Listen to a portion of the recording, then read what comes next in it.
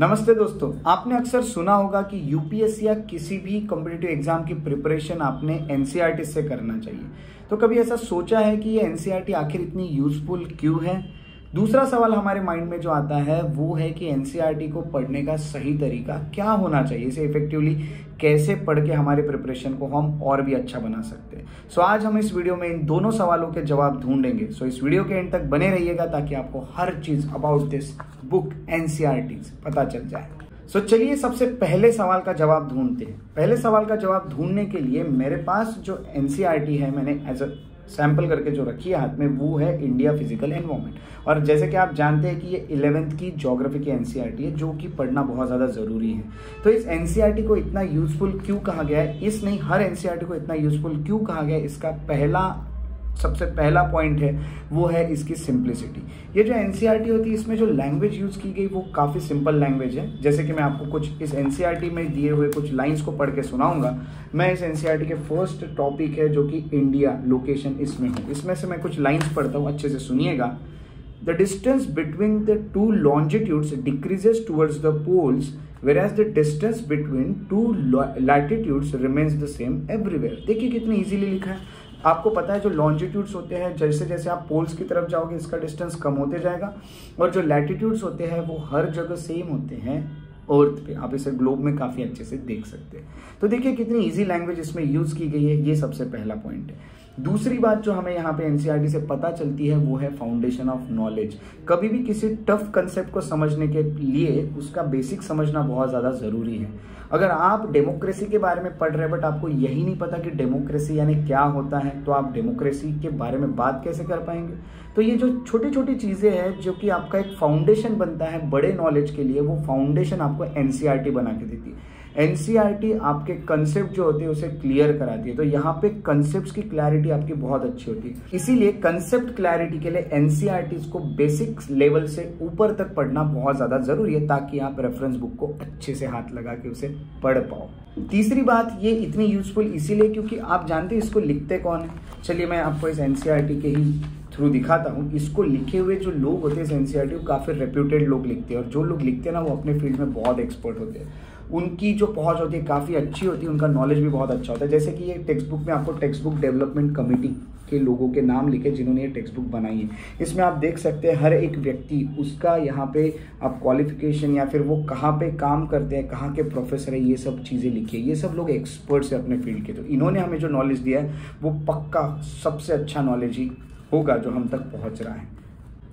चौथी बात यहाँ पे जो पता चलती है वो है ये करेक्ट इन्फॉर्मेशन आपको प्रोवाइड करती है। आप अगर कोई भी ऐसी कोई बुक उठा के पढ़ रहे तो आपको ये नहीं पता कि वो बुक में लिखी हुई इन्फॉर्मेशन करेक्ट है कि नहीं। आपको हर बार वेरीफाई करना होगा कि वो भाई ये बुक में जो लिखा है वो करेक्ट है कि नहीं। आपको नेट पे सर्च करना होगा, आपका काफ़ी सारा टाइम वेस्ट होगा। बट जब एनसीईआरटी में दी हुई इन्फॉर्मेशन होती है वो काफ़ी करेक्ट इन्फॉर्मेशन होती है, क्योंकि एनसीईआरटी को जब बनाते हैं वो खुद गवर्नमेंट के इंस्टीट्यूशंस या जो भी ऑर्गेनाइजेशन है उन्हीं के थ्रू बनाया जाता है। तो इसमें एनसीईआरटी में दी हुई इन्फॉर्मेशन इनकरेक्ट तो रह ही नहीं सकती। तो आप इस पे आंख बंद करके भरोसा कर सकते हो एनसीईआरटी पे, इतनी अच्छी ये किताब होती है।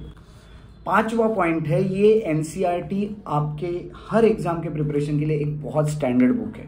स्टैंडर्ड बुक इस तरह से होती है कि आपको एनसीईआरटी जो भी एनसीईआरटी आप पढ़ोगे, फॉर एग्जांपल आप ज्योग्राफी की पढ़ी या हिस्ट्री की पढ़ी, ये सभी एग्जाम के लिए बहुत ज़्यादा यूजफुल होगी। आप चाहे एसएससी के एग्जाम दो, यूपीएससी की दो, स्टेट पीएससी दो, आरआरबी दो, कोई भी दो, हर एक एग्जाम के लिए काफ़ी स्टैंडर्ड बुक है आपकी एनसीईआरटी। सो अगली चीज़ इसे जो सबसे इंपॉर्टेंट बनाती है वो है बैलेंस अप्रोच। अगर एनसीईआरटी की बात करें तो ये एक साइड के विचार बिल्कुल नहीं बताती है। इसमें अनबायस्ड बातें की जाती है। कभी भी किसी टॉपिक पे एक ही साइड पकड़ के बात नहीं की जाती है, इम्पार्शियलिटी के साथ यहाँ बात की जाती है। तो अनबायस्ड होने के कारण आपके विचार भी आप बहुत अच्छे बना सकते हैं, जो कि अनबायस्ड विचारों की ही तो ज़रूरत होती है एग्जाम में। और हमारे हर गवर्नमेंट के डिपार्टमेंट में ऐसे लोगों की ज़रूरत है जो अनबायस्ड है। तो ऑफिसर्स बनाने की शुरुआत एनसीईआरटी से ही होती है, और ऑफिसर को अनबायस्ड या इम्पार्शियल बनाने की शुरुआत भी एनसीईआरटी ही करती है। तो इसीलिए ये काफ़ी यूजफुल कही जाती है। तो अगली चीज़ इसे इसीलिए यूजफुल बनाती है क्योंकि फॉर एग्जांपल देखिए मैं आपको बताता हूँ कि करंट अफेयर्स की बात करें तो मैं जानता हूँ कि इस एनसीईआरटी में कोई करंट अफेयर नहीं दिए होते और इसको अपडेट होने के भी बीच बीच में काफ़ी टाइम लगता है। बट सपोज मैं कोई करंट अफेयर पढ़ रहा हूँ और करंट अफेयर पढ़ने के बाद मुझे कुछ समझ ही नहीं रहा है, तो आप जानते हैं ऐसे करंट अफेयर पढ़ने का कोई मतलब नहीं है। है। तो ऐसे करंट अफेयर पढ़ के कोई मतलब नहीं जो आपको समझ में ही नहीं आए। आप न्यूज़पेपर पढ़ रहे हैं बट न्यूज़पेपर समझ नहीं रहा है। तो न्यूज़पेपर में इतने सारे कंसेप्ट होते हैं, वो कंसेप्ट्स को समझने के लिए आपको बेसिक कंसेप्ट्स की अंडरस्टैंडिंग होनी चाहिए। न्यूज़पेपर को पढ़ने के समझने के लिए, करंट अफेयर्स को पढ़ के समझने के लिए कंसेप्ट्स क्लियर करने की ज़रूरत है, और जो करती है आपकी एनसीईआरटी। तो एनसीईआरटी आपको करंट अफेयर्स की भी प्रिपरेशन करने में हेल्प करती है, आपकी कंसेप्ट क्लियरिटी बना के। सो ओवरऑल हम ये कह सकते हैं कि एनसीईआरटी बुक जो है वो जो भी कैंडिडेट प्रिपेयर कर रहा है किसी भी कॉम्पिटिटिव एग्जाम के लिए, उसे पढ़ना बहुत ज़्यादा ज़रूरी है, उसे काफ़ी स्ट्रांग बनाती है। बट एक चीज़ आपको बताऊंगा कि देखिए एनसीईआरटी आप पढ़िए, बट एनसीईआरटी के लेवल के बाद आपको रेफरेंस बुक्स यानी जो बड़ी बड़ी टेक्स्ट बुक है उसे भी पढ़ना ज़रूरी है, उसी के साथ साथ करंट अफेयर्स भी पढ़ना होगा। तो NCERT plus reference books plus current affairs is equal to perfect preparation. तो चलिए आज के इस वीडियो के दूसरे पार्ट की ओर बढ़ते हैं, और दूसरा पार्ट हमारा था कि एनसीईआरटी को पढ़ा कैसे जाए, how to read NCERT. So सबसे पहले आपको ये बता दूं कि you have to select the right NCERT text book.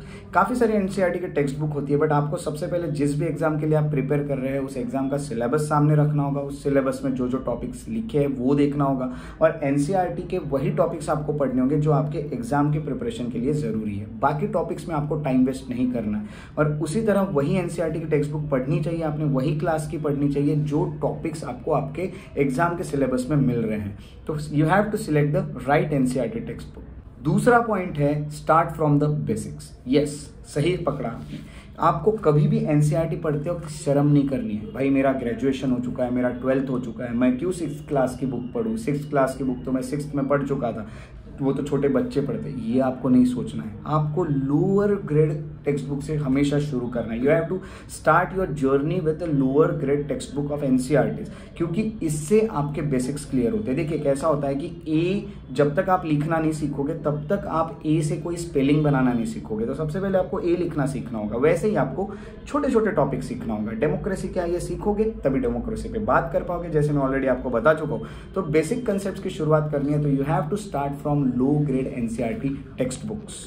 तीसरा पॉइंट है you have to read NCERTs actively and not passively. Passively पढ़ना क्या होता है मैं आपको एग्जांपल बताता हूँ। देखिए तो चलिए जैसे मैंने इसे ओपन किया तो मुझे एक टॉपिक मिल गया, दैट इज नॉर्दर्न प्लेन। अब मैं आपको बताता हूँ इस नॉर्दर्न प्लेन के टॉपिक की कुछ लाइंस पढ़ के कि मैं इन लाइंस को एक्टिवली कैसे पढ़ सकता हूँ। देखिए पहले मैं आपको पैसिवली पढ़ के दिखाता हूँ। पैसिवली कैसे पढ़ा जाएगा? The northern plains are form by the alluvial deposits brought by the rivers the Indus, the Ganga and the Brahmaputra. This plains extends approximately 3,200 kilometers from east to the west। ये हो गया पैसिवली पढ़ना। अब एक्टिवली कैसे पढ़ते हैं? The northern plains are form by alluvial deposits brought by the rivers the Indus, Ganga and Brahmaputra. पढ़ लिया? पेंसिल लीजिए, टिक कीजिए। एलुवियल नॉर्दर्न प्लेन्स किन रिवर से बने? नॉर्दर्न प्लेन्स को आर फॉर्म्ड, इसको अंडरलाइन कीजिए, बाय द रिवर्स, 3 रिवर के नाम इंडस, गंगा एंड ब्रह्मपुत्र, इन्हें मार्क कीजिए। अप्रोक्सीमेटली जो डिस्टेंस है इन्हें मार्क कीजिए।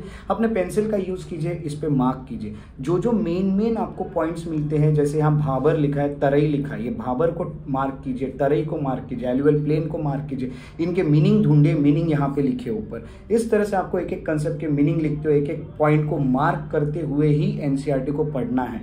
अगर आप चाहें तो ये चीज़ों को आप किसी अलग बुक्स में लिख के आपके नोट्स में भी आप उसे लिख सकते हैं, या फिर यहाँ भी आप ऊपर लिख सकते हैं, यहाँ भी आप मार्क कर सकते हैं। तो you have to read NCERTs actively and not passively. ये चीज़ अच्छे से हमेशा याद रखिएगा।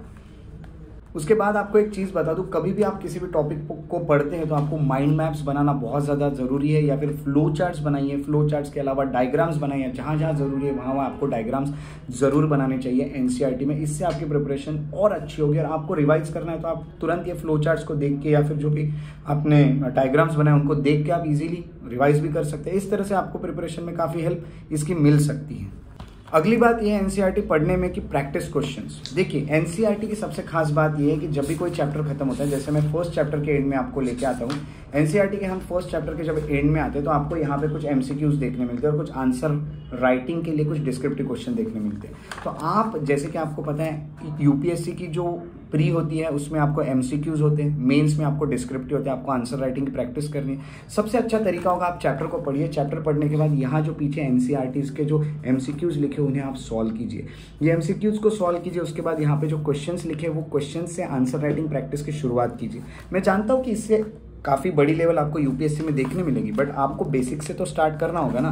तो ये क्वेश्चन आपको काफ़ी अच्छा एक लेवल बना के देगा, एक बेसिक बना के देगा कि एमसीक्यू को कैसे सॉल्व करते हैं। और ये आंसर राइटिंग में आप बेसिक आंसर्स लिखोगे, जैसे 6th से अगर मैं आंसर लिखना शुरू कर रहा हूँ तो एक एक लेवल बाय लेवल में 7th में मेरा लेवल बढ़ेगा, 8th में बढ़ेगा, 12th तक बहुत अच्छा लेवल बढ़ेगा। उसके बाद मैं रेफरेंस बुक के आंसर राइटिंग करूंगा। तो देखिए लेवल छोटा छोटा बढ़ रहा है, यानी मैं छोटे छोटे मुझे आदत बनती जा रही है अच्छे आंसर्स लिखने की। तो start from the basics, MCQ solve करने की बात हो या आंसर राइटिंग की बात हो, एनसीईआरटी पढ़ने के बाद पीछे दिए हुए क्वेश्चन के आंसर्स आपको लिखने चाहिए, एमसीक्यूज को आपको जरूर सॉल्व करना चाहिए। ये सबसे बेस्ट तरीका होता है एमसीक्यूज को और आंसर राइटिंग की प्रैक्टिस बनाने का।